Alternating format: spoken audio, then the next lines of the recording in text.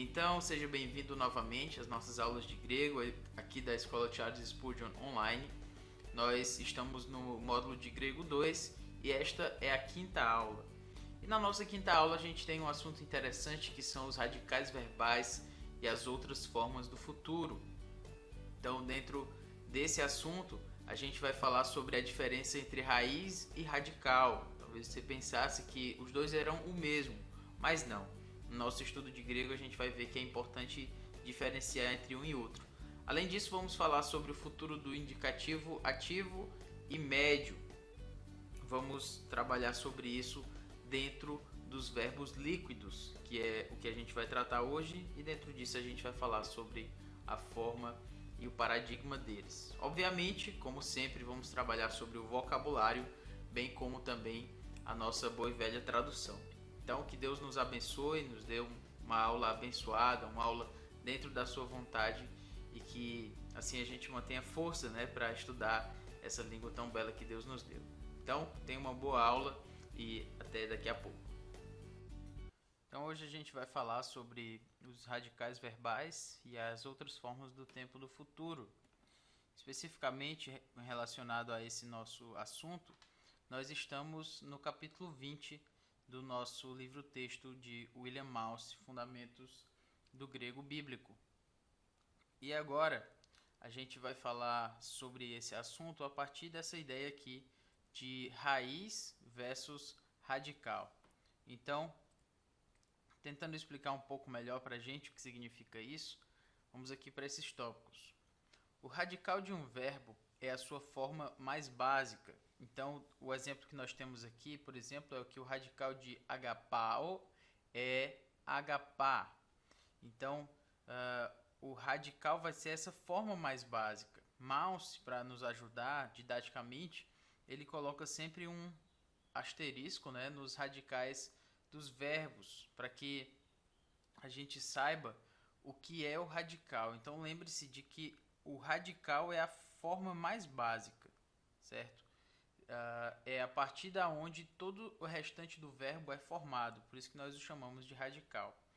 E há uma diferença entre radical e raiz. A raiz de um verbo, por outro lado, é a forma mais básica desse verbo em um determinado tempo verbal. Então, isso aqui é importante também, determinado tempo verbal. Ou seja, existem radicais que podem ser... aliás, o radical vai ser sempre o mesmo, mas a raiz de um verbo ela pode mudar dependendo do seu tempo verbal. No caso, por exemplo, de li, asterisco li, que seria a ideia do radical, ele forma lio no presente e liso no futuro. Então, nesse caso específico, como em muitos outros também, a mesma raiz li é usada para os dois tempos verbais. Então, muitas vezes, o que a gente vê é que o radical é o mesmo que a raiz em alguns casos. Talvez em muitos deles, mas não em todos. Então, tentando explicar um pouco melhor, a gente vai passar aqui para o próximo slide. Então, para explicar um pouco melhor, nós temos aqui em alguns verbos a raiz do tempo presente e o seu radical verbal são idênticos, ou seja, a raiz, que é a forma básica daquele verbo em um certo tempo verbal, ela vai ser a mesma que o seu radical verbal, ou seja, a forma mais básica de todas dentro do verbo. Por exemplo, agapá é igual à raiz do tempo presente, agapá, e forma seu presente como agapao, certo? Então, por exemplo, aqui nessas outras formas verbais, tanto no presente como no futuro ativo, agapeiso, egapeisa, egapeica, egapemai e egapethen, todas essas formas, elas têm como o seu radical verbal semelhantes ao do tempo presente.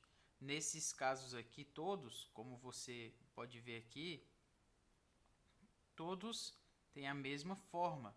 E quando você vê aqui esse epsilon, aliás, desculpe, esse alfa aqui, mas cadê o alfa dessas outras aqui? Se a raiz não é agapá, sim, é agapá. mas esses etas aqui, eles são a formação de uma letra junto com o alfa, certo?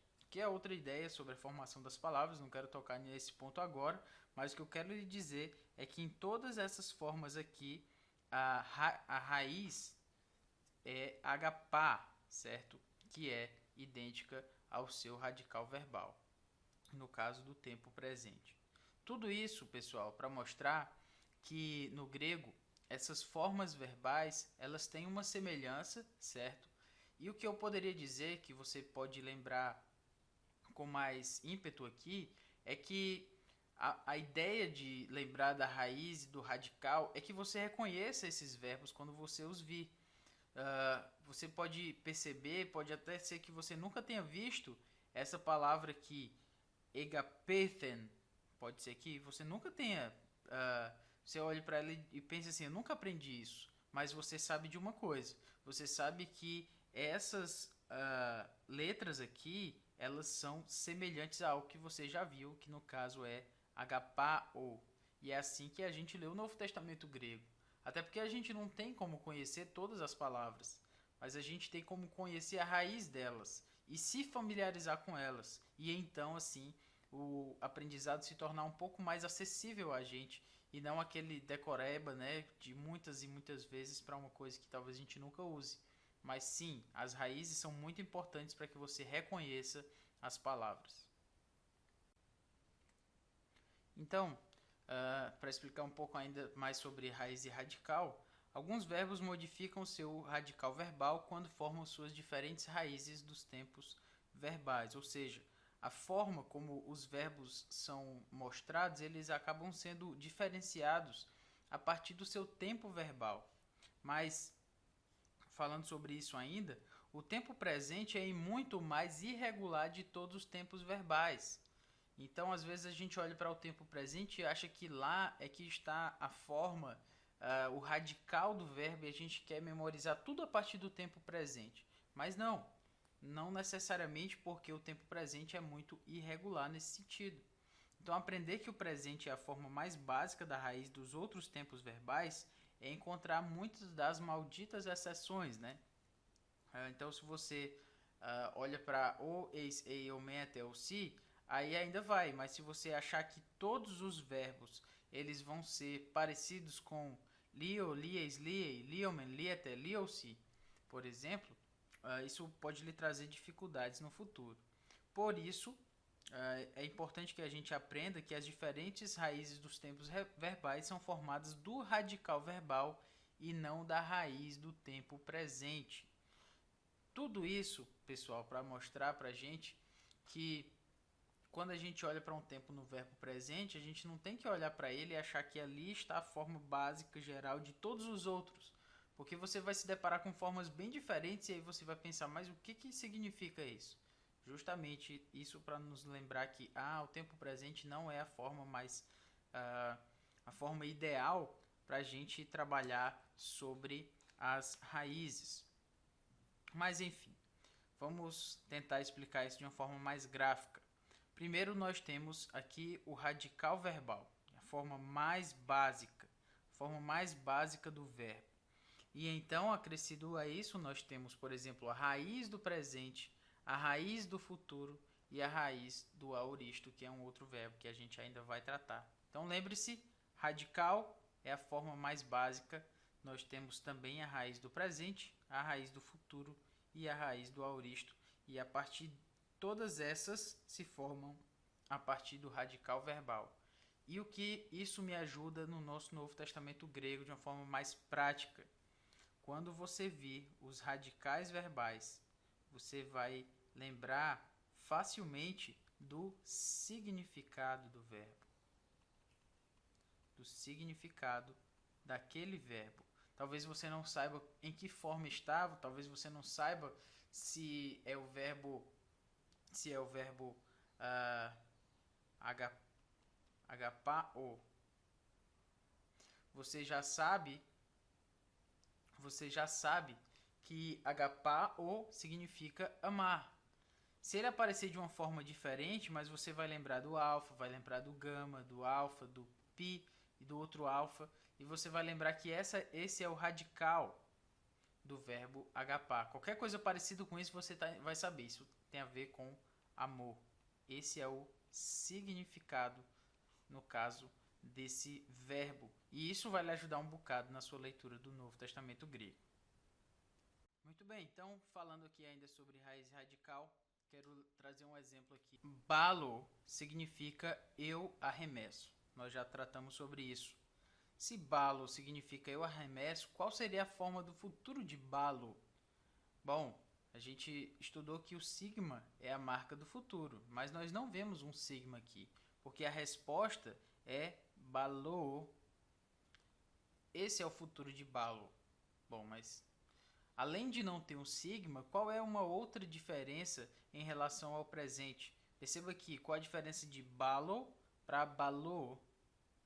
Você vê aqui tanto o acento circunflexo não há embalo no presente, e também você está vendo aqui que nós não temos um lambda. Então, bal é modificado para formar a raiz do tempo presente por meio da duplicação do lambda, certo?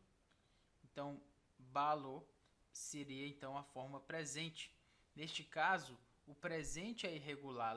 Lembre-se de que a gente falou que o presente é uma forma muito irregular com relação às raízes do tempo verbal. Você poderia olhar para balo e achar que você deve formar o futuro a partir desse último lambda aqui.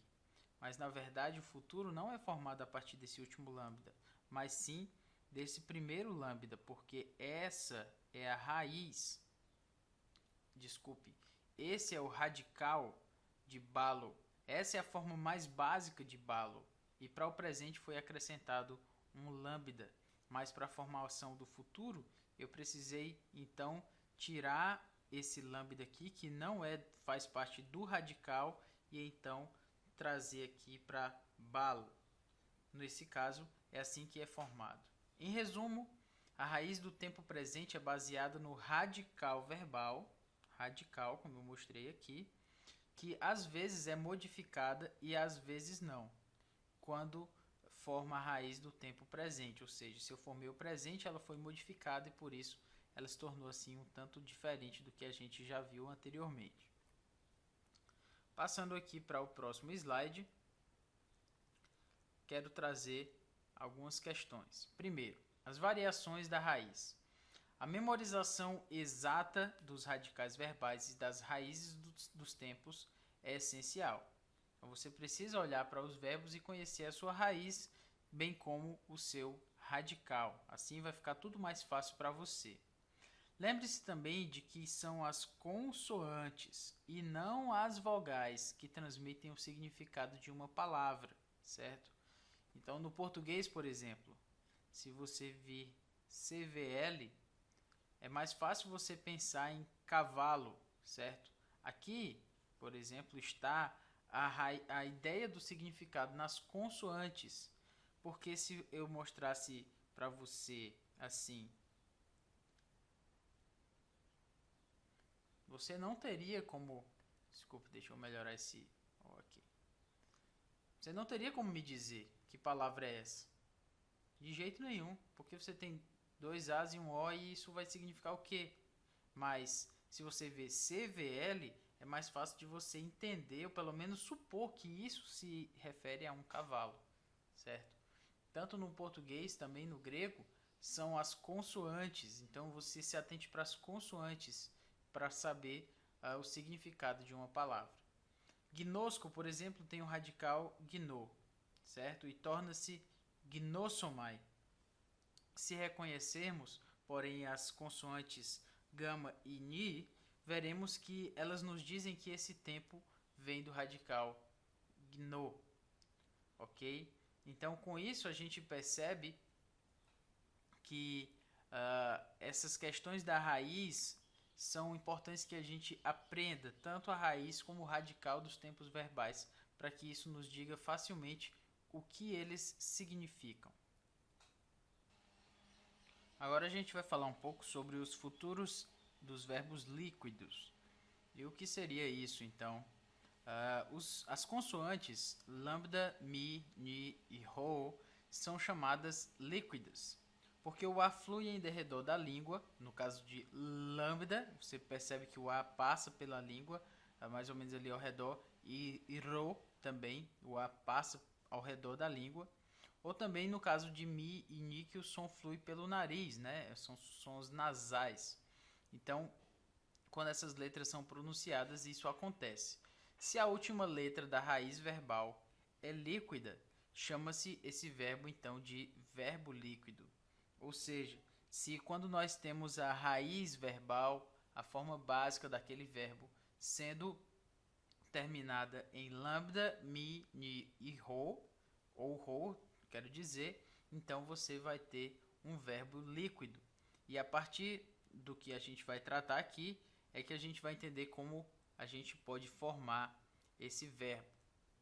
Então, como formar o futuro, por exemplo, do indicativo ativo dos verbos líquido? Primeiro, nós temos a raiz do tempo futuro ativo, depois o formativo do tempo, no caso do futuro do indicativo nos verbos líquidos é epsilon sigma, mais uma vogal conectiva, mais as terminações pessoais primárias ativas. Então, por exemplo, você tem aqui man, mais epsilon sigma, mais ômicron, que é a vogal conectiva, mais o man, fica então menumen. Para entender melhor, vamos perceber aqui. O sigma não gosta de ficar entre duas vogais, certo? Isso é uma regra do grego. Então, se há uma contração entre o epsilon e a vogal conectiva, no caso aqui, se você vir men mais epsilon sigma, man, e você tem aqui epsilon sigma, aí você teria menessomen. Mas, quando nós estamos formando as palavras, o epsilon, junto com o ômicron aqui, ele não permite que o sigma fique entre essas duas vogais aqui, o epsilon e o sigma. O que acontece? O sigma, ele cai, certo? E ficaria, então, menelmen. Certo? Mas por uma razão que a gente ainda vai explicar melhor, mas aqui a gente já pode lembrar que o epsilon e o ômicron vão se formar da seguinte forma: man, e o epsilon e o ômicron vão virar o U. Então, nós vamos ter menumen. Mas o grego também nos deixa um acento circunflexo aqui. E esse acento circunflexo é uma indicação de que aqui houve essa contração. É isso que esse acento circunflexo nos indica. E assim nós temos o futuro do indicativo ativo. Então aqui, indo para o paradigma, nós vamos ver então menor, eu permanecerei, o presente, isso é o futuro líquido, o presente líquido é meno. Meneis, tu permanecerás, o presente líquido vai ser menes. Menei, ele permanecerá, o presente líquido vai ser menei. Menumen é o futuro líquido, nós permaneceremos. Menomen é o presente líquido, nós permanecemos. Meneite é o futuro líquido, vós permanecereis, a tradução, e menete seria então o presente líquido. Menusse, eles permanecerão. Menusse, a forma do presente líquido. Então você vê aqui que uma grande diferença é o acento circunflexo, que nos indica o futuro, bem como as suas contrações. Então, vamos para o futuro do indicativo médio. Como é formado? A raiz do tempo do futuro ativo, mais o formativo do tempo, epsilon sigma, mais a vogal conectiva, mais as terminações pessoais primárias passivas ou médio-passivas. Então, aqui no caso, man mais epsilon sigma mais ômicron mais metha, que é, lembrem-se, omai eietai ometha. Então aqui seria nós permaneceremos, né? No caso do médio. Então o que que aconteceria aqui? Men, menes, som, metha. Se a gente somasse tudo. Mas lembre-se aqui que esse sigma vai cair porque ele não vai ficar entre duas vogais. Então, men, ne, on, metha. Mas você deve lembrar aqui, como a gente já falou, que o epsilon e o ômicron vão se formar então em U, certo? U. Então, men, numetha. E o acento nos indicando que houve uma contração. Então, o paradigma do médio indicativo líquido seria menumai, menei, meneitai, menumetha, meneithe, menultai. E tudo isso relacionado aqui ao presente líquido, com a única diferença aqui do acento circunflexo. Eu permanecerei, tu permanecerás, ele permanecerá, nós permaneceremos, vós permanecereis, eles permanecerão. Então aqui nós temos o futuro líquido, sempre tem o circunflexo sobre as vogais contraídas, exceto na primeira pessoa do plural médio. Então, pegando aqui o nosso exemplo, nós temos menumai, menei, meneitai, todos esses que têm o circunflexo nos indicam essas contrações, né? E só a única exceção é menumetha, aqui primeira pessoa do plural médio. Além disso, quero falar sobre os verbos compostos. Por exemplo, a ideia é lembrar que os verbos compostos eles formam suas raízes dos tempos verbais da mesma forma que os verbos simples. Ou seja, o presente é balo, desse verbo, né? Balo, eu arremesso, e o futuro é balou. No caso, o verbo composto ekbalo, que significa eu expulso, balo significa eu lanço, e ekbalo, um verbo composto significa eu lanço para fora, né? Eu expulso. O futuro é ekbalou. Com isso você vai lembrar que esse acento circunflexo aqui nos dá a ideia de que ele é um futuro líquido e no final das contas são 2 pelo preço de 1. Você memoriza balo e de presente você ganha o seu futuro. Você memoriza ekbalo e você ganha o seu futuro também, porque você só precisou acrescentar aqui o ek. Você memorizou 2 verbos, mas na verdade você só memorizou um. E o restante você só fez acrescentar ao seu significado. Bom, falando aqui sobre raízes, né? A gente falou muito nessa aula sobre isso. Há umas raízes que são totalmente diferentes no grego, certo? Sobre os seus verbos. Então, alguns verbos apresentam formas muito diferentes no futuro. Por exemplo, erromai, que significa eu venho ou eu vou no português no presente, a sua forma futura vai ser eleusomai. Poxa, mas da onde é que erromai vai se transformar em eleusomai? Que vai significar virei. Uma ideia das raízes que são muito diferentes. Por exemplo, lego significa digo, mas o futuro de lego é ero, que vai significar então, não está aqui, mas vai significar direi. E horao significa eu vejo.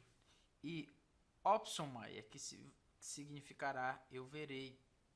Então, o que eu faço com isso? Bom, você vai precisar memorizar. Felizmente, eleusomai, ero e opsomai são verbos que aparecem algumas vezes, realmente, no Novo Testamento grego, uma parte significativa de vezes, e isso nos ajudará a vê-los mais frequentemente e assim reconhecê-los, certo? Então lembre-se, erromai, lego e horal, quando você vir eleusomai, ero e opsomai, você deve lembrar que isso aqui vem desses verbos com as raízes um pouco diferentes, aliás, muito diferentes das anteriores. Vamos então para o nosso vocabulário. Airo vai significar eu levanto. Apokteino vai significar eu mato. Então lembre-se, apokteino, eu mato. Apostelo significa envio. Então você pode lembrar aqui, por exemplo, de apóstolos. Apóstolos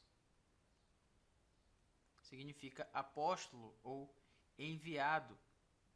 E apostelo significa envio. Baptizo, muito simples, vai significar eu batizo, eu mergulho.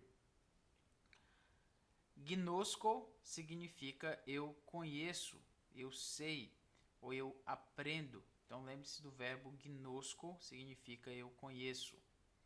Glossa significa língua ou linguagem. O seu genitivo é glosses, é um substantivo feminino, então que significa língua. Então você pode lembrar da palavra glossolalia ou glossário, por exemplo, né? Mais próximos de nós. Glossário é uma parte geralmente de um livro que vem no final, no início, para explicar uma espécie de dicionário dos termos que foram tratados, né? Então, glossário tem a ver com glossa, com língua, certo? Egeiro significa eu levanto ou eu acordo, né? Ekbalo, lembre-se que balo significa eu lanço e ekbalo significa eu lanço para fora, né? Eu expulso.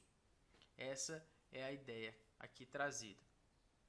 Nós temos também ainda mais aqui hoje, ekei significa ali, ou lá, ou naquele local.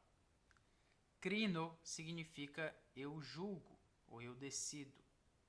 Laos tem o genitivo lau e é um substantivo masculino aqui, o seu artigo ro significa povo. Menor, nós já tratamos sobre ele, significa eu permaneço ou eu moro. Horao significa eu vejo ou eu noto.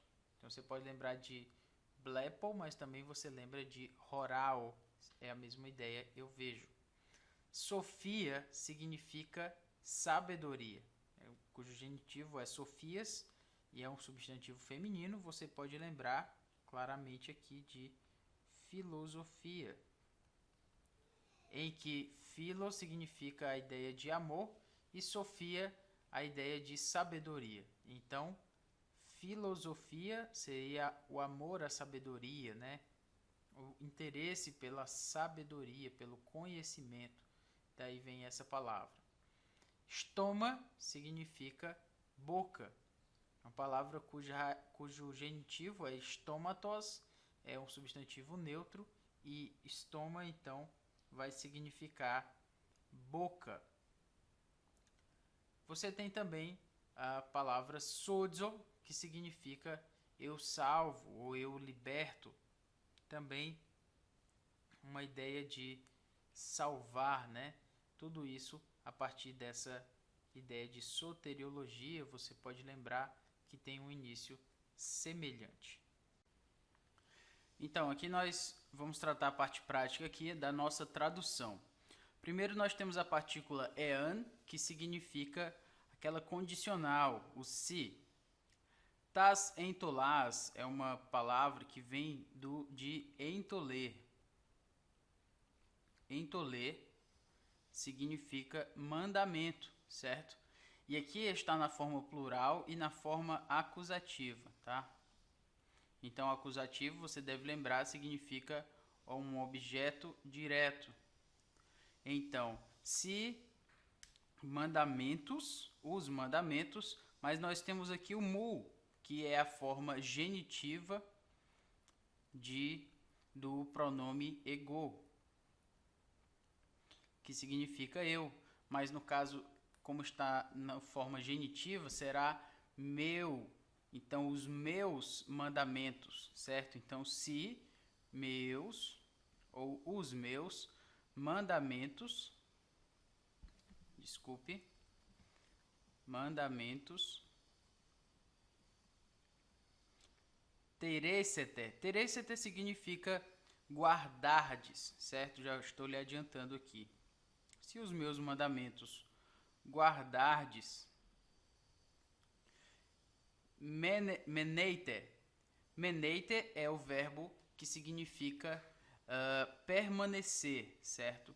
Então, meneite está no plural, sim, está na segunda pessoa do plural, que termina em tal, epsilon, mas também está na forma futura. Você está vendo aqui o nosso acento circunflexo, indicando que houve aqui uma junção de duas vogais, né? Então, meneite significa se guardares os meus mandamentos, meneite, ou seja, permanecereis. Então, permanecereis. En significa em português, e ter agape em ou no caso aqui ente, agape no caso mu é meu, então no meu, agape você deve saber, significa amor, então no meu amor. E assim nós concluímos: se meus mandamentos guardardes, antas entolas mu teresete, meneite ente agape mu, permanecereis no meu amor.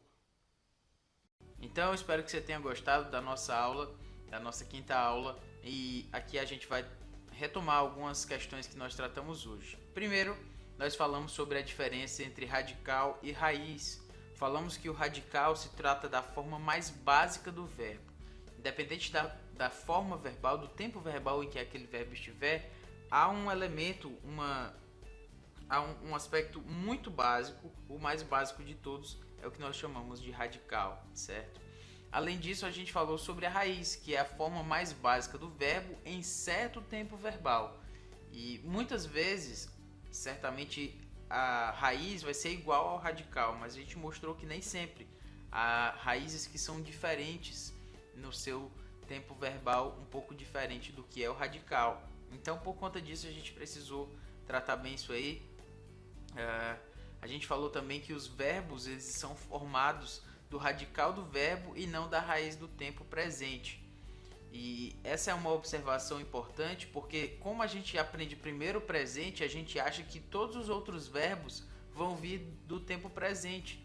E se ele for muito diferente do tempo presente, a gente acha muito estranho, mas como assim? O tempo presente não é de onde se origina, de onde se originam todos os outros verbos, né?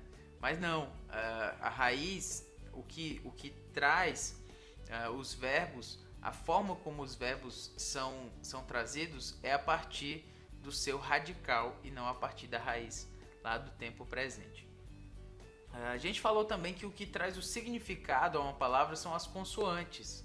Então a gente deu até o exemplo de cavalo, né? Se você vir somente A e O em uma folha, você nunca vai pensar que aquilo quer se tratar de um cavalo. Mas se você vir CVL, é bem mais provável que você pense que se trata de um cavalo do que se você visse somente as vogais, e assim no grego também. Enfim, nós falamos sobre o futuro do indicativo ativo e médio dentro dos verbos líquidos. Espero que você tenha trabalhado um pouco a memorização desses paradigmas. E eu quero trazer uma observação aqui sobre uma palavra do nosso vocabulário de hoje, que é a palavra ekbalo. A palavra ekbalo ela é formada de duas palavras, então ele é um verbo composto. Ele é composto da preposição ek, que significa fora, né? Exterior, mais ou menos essa ideia, e balo, que significa lançar. Então, juntando essas duas palavras, nós temos lançar para fora, ou seja, nós temos expulsar, lançar para fora, essa ideia geral.